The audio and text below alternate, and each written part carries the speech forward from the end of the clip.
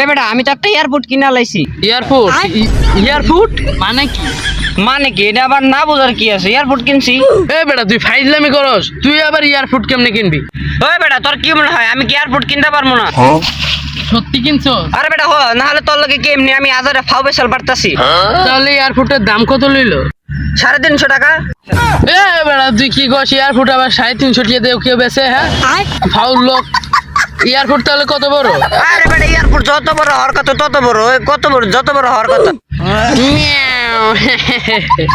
350 তোমারে 350 একটা এয়ারপোর্ট দিয়া দিব? কোন বলদে তোরে 350 এয়ারপোর্ট দিছে?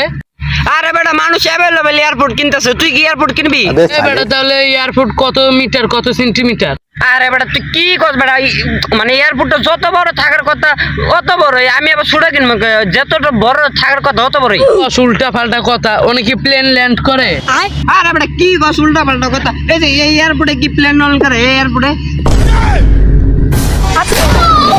আরে এটা এয়ারপোর্ট না, এটা এয়ারপোর্ট।